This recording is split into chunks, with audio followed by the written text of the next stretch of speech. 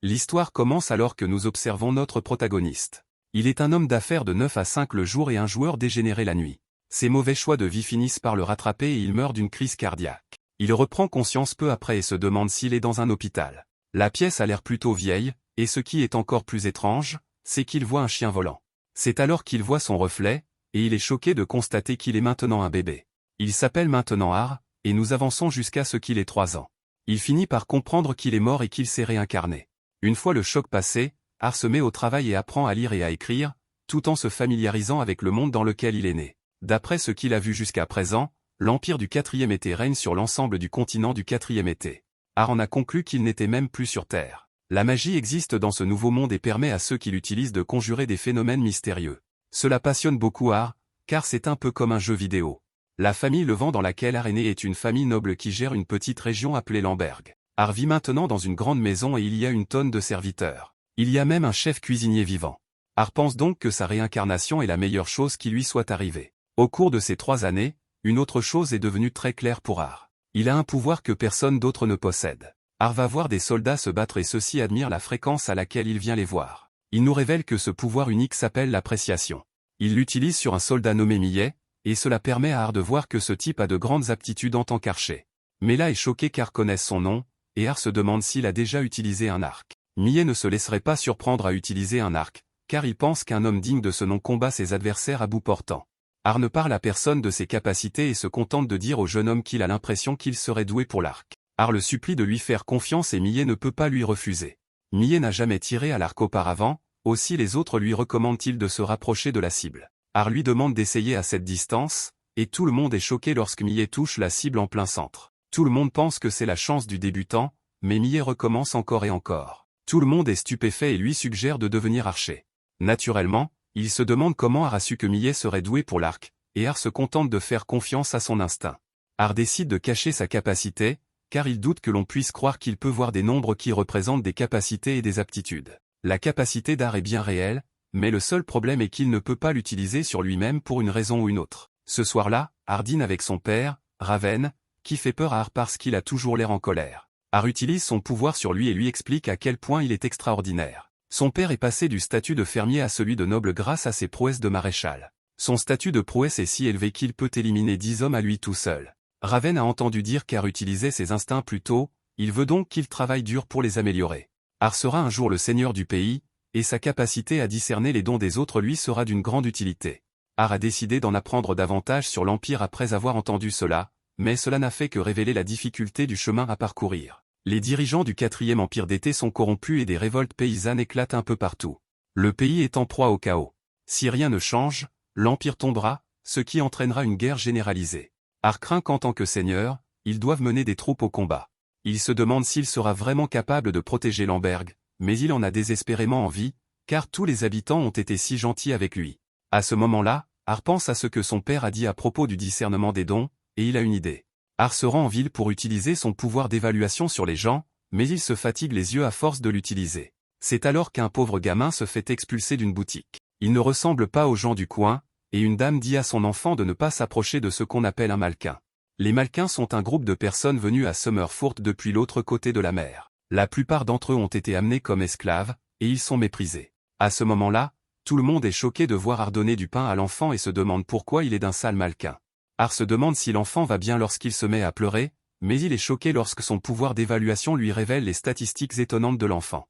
L'enfant n'a pas le moindre défaut et ses capacités sont comparables à celles d'Oda, l'une des plus grandes figures du Japon. Ar estime que ce gamin sera certainement une force avec laquelle il faudra compter à l'avenir, mais le gamin se contente de le remercier pour le pain et s'en va. Ar suit l'enfant nommé Rietz, mais celui-ci l'avertit qu'il ne doit pas le faire car les habitants de la ville vont se mettre en colère contre lui. À ce moment-là, Rietz est choqué par Ar qui lui demande d'être son serviteur. Le plan d'Ar est d'utiliser son pouvoir d'évaluation pour rassembler les meilleures personnes qu'il peut trouver afin de renforcer son domaine. Ar explique qu'il est le fils du seigneur des lieux et dit à Rietz qu'il a décelé en lui un grand talent. Le jeune homme lui fait remarquer qu'ils viennent de se rencontrer, mais Ar ne veut pas lui parler de ses capacités et se contente de lui dire qu'il a un bon pressentiment à son sujet. Rietz fait remarquer qu'il est un malin et qu'il ne veut pas causer d'ennui aux nôtres, mais Ar dit qu'il s'occupera de tout. Le gamin refuse toujours, mais Ar craint de ne plus jamais rencontrer quelqu'un avec des statistiques aussi incroyables, alors il le poursuit. Ar entend le grognement de l'estomac du gamin et le convainc de venir chez lui, où il y a un excellent chef cuisinier.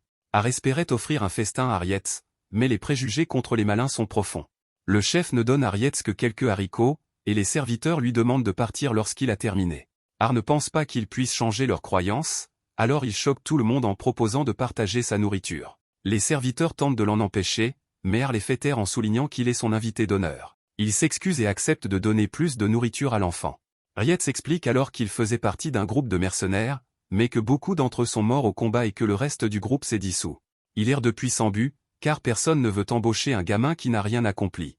Rietz a passé toute sa vie au sein de son ancien groupe, et Ar se rend compte à quel point la dissolution a dû être difficile pour lui. Les serviteurs pensent qu'il est temps pour Rietz de partir, mais Ar refuse de le renvoyer et révèle qu'il va faire de Rietz son serviteur. Un serviteur pense que c'est une très mauvaise idée et prévient que le père d'Ar sera d'accord avec lui. Il a raison car Raven dit à Ar que prendre un malin comme serviteur est une idée outrageusement stupide. Ar explique que Rietz a des capacités incroyables, mais Raven affirme que les malins sont largement inférieurs aux habitants de Summerfort.